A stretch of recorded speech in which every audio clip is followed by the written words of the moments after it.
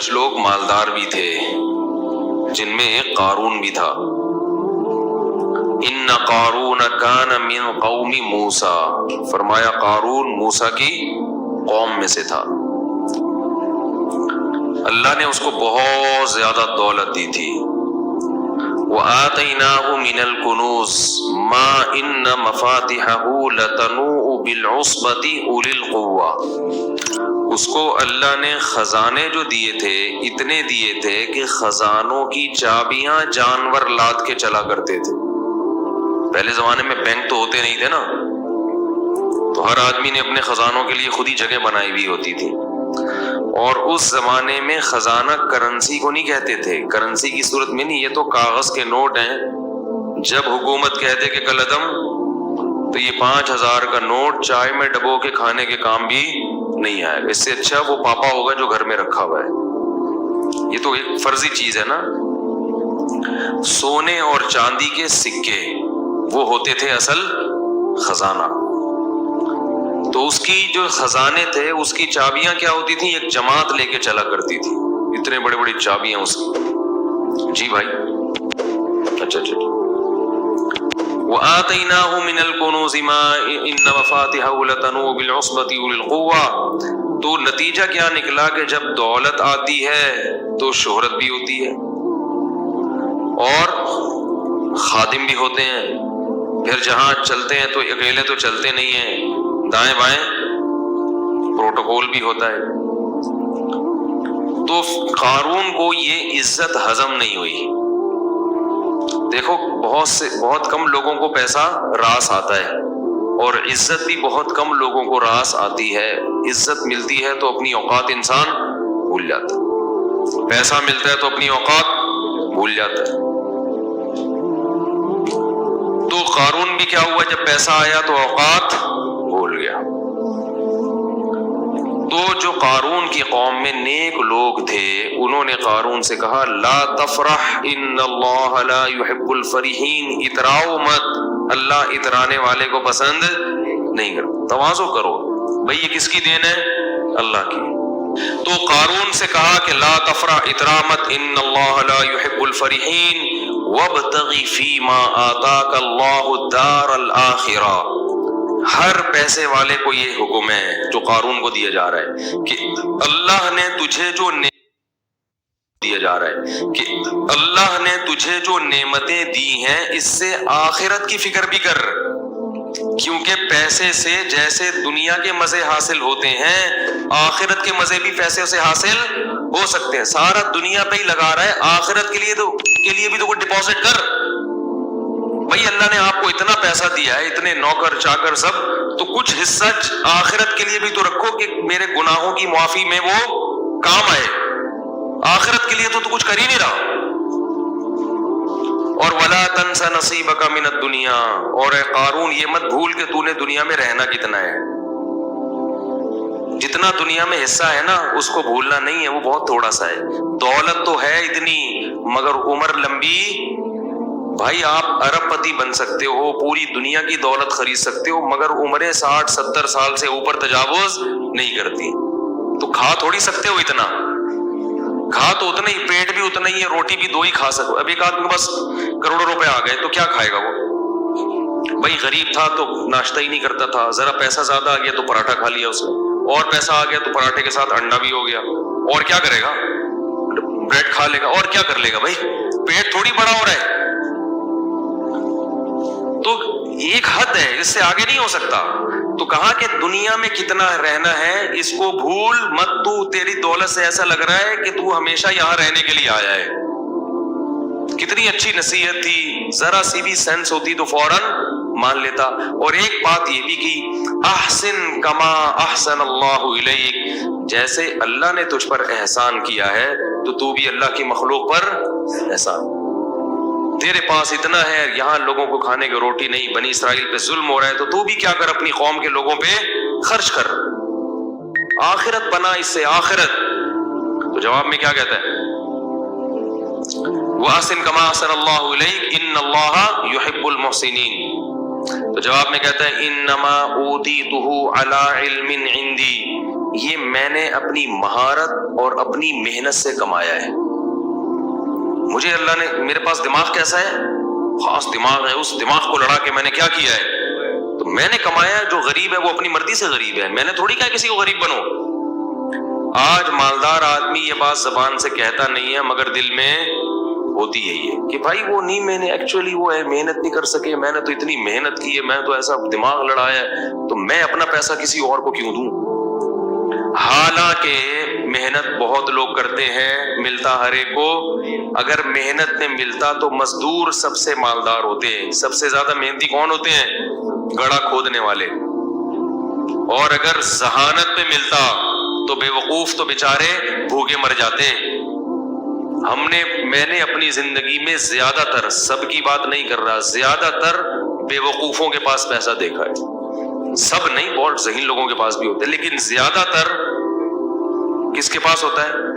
امام شافعی نے اسی لیے تو کہا لو کان بالحیل الغنا لوجدتنی بنجوم اقطار السماء تعلقی لیکن من رزق الحجا حرم الغنا ضدان مفترقان ای تفرقی.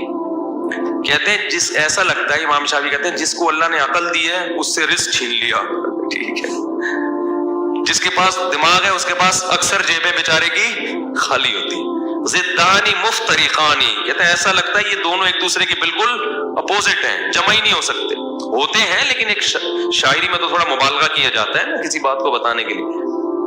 آگے کہتے ہیں لیکن من رزق لو کان بالحیل الغنا لوجدتنی, اگر ہیلے سے محنت سے پیسہ مل جاتا تو مجھے دیکھتے بنجوم اقطار السماء تعلقی, آسمان کے ستاروں پہ پہنچا ہوا ہوتا. یعنی ایک لوگوں کی ایک حالت بیان کر رہے ہیں. آگے بتاتے ہیں کہ پیسہ ملتا ہے قسمت سے. اس کو ایک شعر میں بڑے پیارے انداز سے سمجھایا.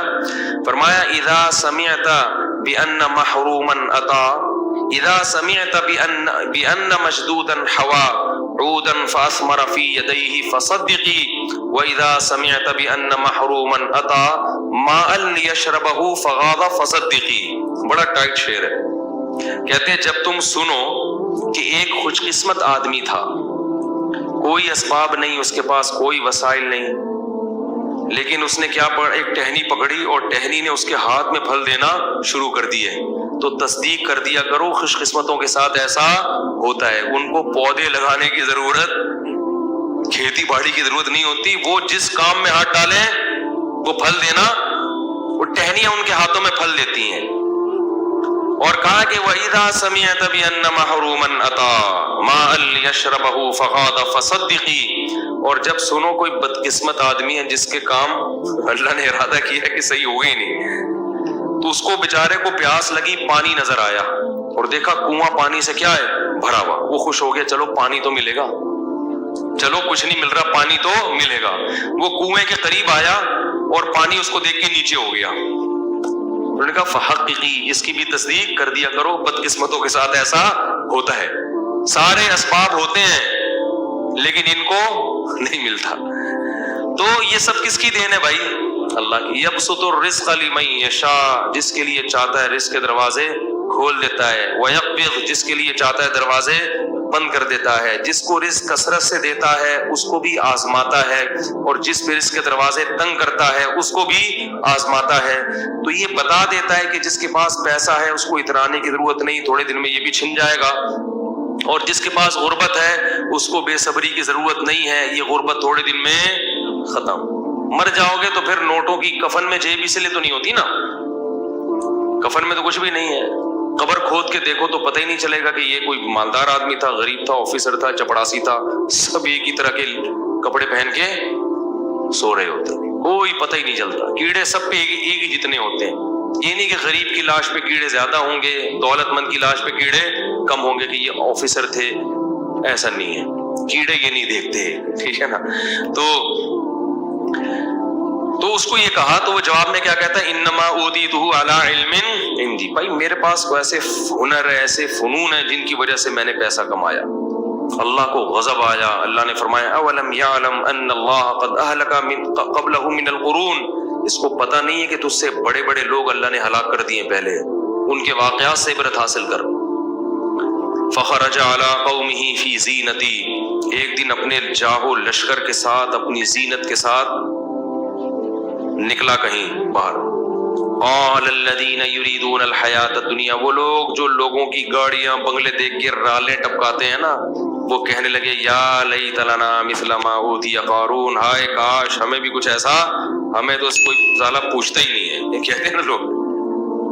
ایک آدمی ایک محلے میں گیا نا، کہہ رہے شکر ہے میری عزت نہیں ہے اس محلے میں. لوگوں نے پوچھا کیوں؟ کہہ رہے ورنہ بےزتی ہو جاتی بہت. آج میں نے کام ایسا کیا ہے کہ اگر عزت ہوتی تو بےزتی ہو جاتی. ایسے ایسے لوگ بھی ہیں، عزت ہی نہیں ہے، کوئی پوچھتا ہی نہیں ہے. تو وہ دیکھ کے کیا کہنے لگے، مائیں جب دیکھتی ہے نا یہ منظر تو چاہتی ہمارا بیٹا بھی کیا بنے، یہ بنے، ایسی عزت، یہ لشکر ہو. تو اللہ فرماتے ہیں قال الذین اوتوا العلم، جن کو اللہ نے علم دیا تھا نا، انہوں نے کیا کہا، جو علماء تھے، ویلکم، تم تباہ ہو جاؤ. اپنی قوم سے کہہ رہے ہیں ناس ہو تمہارا، ثواب اللہ خیر لمن آمن وعمل صالحا، اللہ نیک لوگوں کو جو آخرت میں بدلہ دے گا وہ اس سے کئی گنا بہتر ہے. اس پہ تو کبھی رشک نہیں آیا. یہ اتنی تہجد پڑھتا ہے، یہ اتنی تلاوت کرتا ہے، یہ اتنے صدقات و خیرات کرتا ہے، یہ خیر کے تمام کام کر رہا ہے، آخرت میں کہاں ہو گئی ہے؟ اس کو دیکھ کے تو کبھی بھی رشک نہیں آئے کہ ہائے کاش ہمیں بھی اللہ ایسی توفیق دے دے، ہائے کاش ہم بھی شریعت پر ایسے چلتے. جو اصل ہے، اور یہ جو فنا ہونے والی ہے، جس کا تمہیں پتا ہے کہ مر جائے گا، ختم ہو جائے گی، اس پہ کیا کر رہے ہو، رالے ٹپکا رہے ہو. تو ثواب اللہ خیر لمن آمن وعمل صالحا ولا یلقاها الا الصابرون. اور پھر وہ اہل علم خود ہی کہنے لگے کہ یہ صفت صبر کرنے والوں کو عطا ہوتی ہے. فوراً کسی کی چمک دھمک دیکھ کے جو فوراً پیچھے پڑ جاتے ہیں نا، ان کو اللہ ان میں یہ خاصیت پیدا نہیں کرتا کہ وہ دینداروں کو دیکھ کے رش کرے. اب ہوا کیا، حدیث میں آتا ہے، یہ قرآن میں تو اجمالی ہے، حدیث میں تفصیل ہے، کہ حضرت موسیٰ علیہ السلام فرعون کو قارون کو بار بار نصیحت کرتے تھے، زکوٰۃ دو، زکوٰۃ دو، خیال کرو، ظلم مت کرو. تو قارون کو نا چڑ ہو گئی کس سے، موسیٰ علیہ السلام سے. اس زمانے میں بھی بعض لوگوں کو علماء سے چڑ ہو جاتی ہے. جو سیکولر طبقہ ہے نا، ان کو بہت زیادہ چڑ ہوتی ہے علماء سے، کیونکہ ان کی راہ میں سب سے بڑی رکاوٹ کون ہوتے ہیں، علماء ہوتے ہیں. تو وہ بدنامی کا کوئی موقع ہاتھ سے جانے نہیں دیتے. تو اس کو چڑ ہو گئی. اس کم وقت نے کیا کیا، بدبخت نے ایک عورت کو خریدا، جوان عورت، اور اس کو ٹھیک ٹھاک پیسے کی لالچ دی کہ میں تجھے بہت نواز دوں گا، کروڑوں روپے جو بھی اس زمانے کے ہوں گے، تو نے صرف یہ کرنا ہے کہ معاذ اللہ نقل کفر نباشت، تو نے حضرت موسیٰ پہ زنا کی تہمت لگا دی، بدکاری کی. عورت جب یہ کسی پر فحش تہمت لگاتی ہے نا، تو لوگ فوراً یقین کہتے ہیں تو عورت خود کہہ رہی ہے. یاد رکھو، عورت کی تہمت پر یقین کرنا جائز. میں یہ نہیں کہہ رہا کہ عورت ہمیشہ غلط تہمت لگاتی ہے، مگر خواتین تہمت لگانے میں جب کسی سے دشمنی ہو جائے نا، تو سب سے بڑا حربہ عورت کے پاس کیا ہوتا ہے، کسی پر فحش تہمت، کہ اس سے میرے سے تعلقات ہیں، اس کے ناجائز تعلقات ہیں، اور اس نے میرے سے یوں کیا اور ایسے کیا. تو لوگ فوراً یقین کر لیتے ہیں. یقین نہ بھی کریں تو بہرحال مخمسے میں کہتے ہیں کچھ تو ہے. کیا کہتے ہیں، کچھ چکر تو ہے. اسی وجہ سے قرآن نے جہاں عورتوں کی بیعت کا تذکرہ کیا، وہاں یہ بھی کہا کہ نبی سے کہ جب بھی عورتوں کو بیعت کرو تو ان سے اس پر حلف لو کہ ہم کسی پر بری تہمت، بولو بھائی، نہیں لگائیں گے. تو یہ کیا ہوا کہ وہ اس نے تو لوگوں کو ظاہر ہے یقین آ جاتا ہے کہ وہ عورت کہہ رہی ہے. اور بنی اسرائیل تھے بھی تھوڑے سے نالائق تو تھے، وہ جو کامل ایمان والے تھے وہ تو یقین نہیں کرتے کہ بھئی پیغمبر ایسا نہیں کر سکتے، لیکن کچھ چکر میں تو پڑے جاتے ہیں نا. تو وہ عورت کو جب لایا گیا، حضرت موسیٰ علیہ السلام بھی آئے، تو پھر اس عورت، جب حضرت موسیٰ پہ اس عورت کی نظر پڑی تو وہ ڈر گئی. اس کو خوف پیدا ہو گیا کہ میں اتنے لاکھوں روپے، کروڑوں روپے لے رہی ہوں، مگر میں کس پہ تہمت لگا رہی ہوں، میرا بنے گا کیا قیامت کے دن. اللہ نے اس کے دل میں خوف پیدا کر دیا اور وہ تہمت لگانے سے باز آ گئی. اور اس نے بتا دیا کہ مجھے قارون نے پیسے دیے تھے جھوٹی تہمت لگانے کی. حضرت موسیٰ کو غضب آیا، اسی وقت بد دعا کی قارون کے لیے کہ اللہ تو اس کو کیا کر دے، ہلاک. وہیں قارون اپنے خزانوں سمیت زمین میں دھسنا شروع ہو، اور حضرت موسیٰ کو پکارتا رہا کہ اے موسیٰ معاف کر دے، معاف کر دے، معاف کر دے۔ موسیٰ علیہ السلام نے کہا نہیں۔ دھستا دھستا بالآخر پورے خزانوں کے ساتھ جب وہ دھس رہا تھا زمین میں، تو وہ جو لوگ کل کہہ رہے تھے نا، قرآن کے الفاظ ہیں، کہہ رہے تھے کہ ہائے کاش ہمارے پاس بھی ایسا ہوتا، وہ کہنے لگے وہی کأن اللہ یبسط الرزق لمن یشاء، اور بھائی اللہ جس کو چاہے رزق دے دیں، جس کو چاہے غریب بنا دیں، ہمیں یہ پیسہ نہیں چاہیے۔ لولا امن اللہ علینا، کہتے ہیں اللہ کا احسان ہے کہ اللہ نے ہمیں اتنی دولت نہیں دی۔ اب دیکھو کیسی رپورٹیں آ رہی ہیں، علماء جب سمجھا رہے تو سمجھ میں نہیں آ رہا، جب منظر دیکھا نا دھستا ہوا کہ وہ چیخ رہا ہے کہ اے موسیٰ معاف کر دے، اور وہ زمین میں دھستا جا رہا ہے، تو کہنے لگے کہ وہی کأن اللہ یبسط الرزق لمن یشاء ویقدر، وہی کا لولا امن اللہ علینا لخسف بنا، اللہ کا احسان نہ ہوتا تو ہم پہ بھی عذاب آتا۔ انہ لا یفلح الکافرون، اللہ کا انکار کرنے والے کبھی بھی کامیاب نہیں ہوتے۔ اب بعض لوگ یہاں پر یہ کہتے ہیں کہ اگر وہ اللہ کو پکارتا تو اللہ توبہ قبول کر لیتا، حضرت موسیٰ کو پکارا تو حضرت، یہ غلط ہے۔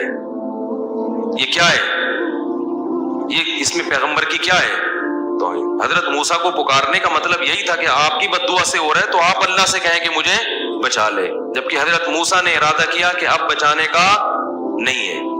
اور پیغمبر اپنی قوم کے بہت خیر خواہ ہوتے ہیں، اس لیے یاد رکھو کہ بد دعا دینا ہر صورت میں غلط نہیں ہے۔ جب بہت زیادہ کسی کو ستایا جائے اور حدود کو توڑ دیا جائے تو بد دعا دینا ایسی صورت میں جائز ہے۔ یہ جو لوگ کہتے ہیں نا ہمارے نبی نے کبھی بد دعا نہیں دی، ایسا نہیں ہے، ہمارے نبی نے حتی الامکان صبر کیا ہے، طائف میں پتھر کھا کے بھی بد دعا نہیں دی، لیکن بعض مواقع پر آپ نے بھی بد دعا کی ہے۔ جب بہت زیادہ معاملہ ہوا اور آپ کے صحابہ کو قتل کر دیا دھوکے سے، تو آپ نے باقاعدہ قنوت نازلہ پڑھی ہے پھر۔ تو اس لیے اگر کوئی کسی کے خلاف بہت سخت مجبوری میں آ کے بد دعا کرتا ہے تو یہ تقوی کے خلاف نہیں۔ ایک صحابی رسول تھے، ان پر کسی عورت نے، مجھے ان صحابی کا نام ذہن سے نکل گیا، ان پر کسی مرد نے کچھ بری کوئی تہمت لگائی تھی، تو ان صحابی نے بد دعا کی، بصرہ میں تھے غالباً وہ، کہ فوراً اس شخص کے خلاف بد دعا کی، اس نے بھی ایسے کسی جھوٹی تہمت لگائی، گناہ کی طرف منسوب کیا، تو وہ بندہ صبح اٹھا اس کی بینائی چلی گئی بد دعا کی وجہ سے نا۔ لوگ آئے ان صحابی رسول کے پاس اور کہا کہ آپ اس کے لیے دعا کر دیں کہ اس کی بینائی واپس لوٹ آئے۔ ان صحابی نے کہا کہ اللہ نے میرے ساتھ یہ انعام کیا ہے کہ میری بد دعا کو فوراً قبول کر لیا، تو میں اب اللہ کی اس رحمت سے پیچھے نہیں ہٹوں گا۔ یہ تو اللہ نے مجھے عزت دی ہے کہ ادھر بد دعا کی ادھر قبول ہو گئی۔ تو ہر ایک کا جو سوچنے کا انداز ہے نا وہ کیا ہوتا ہے؟ مختلف ہوتا ہے۔ تو یہ بھی اللہ کی محبت میں ہی کر رہے، بھائی اللہ نے مجھے ایک چیز دے دی، میری برات ایسے اعلان کر دیا، پوری دنیا کو دکھا دیا کہ میں صحیح ہوں، اور فوراً بد دعا قبول کر کے اس کو اندھا کر دیا، تو یہ تو اللہ نے میرے ساتھ اکرام کیا ہے، میں کیسے اس سے پیچھے ہٹوں؟ تو یہ ہر ایک کا سوچنے کا انداز کیا ہوتا ہے؟ مختلف ہوتا ہے۔ بعض دعا کر کے واپس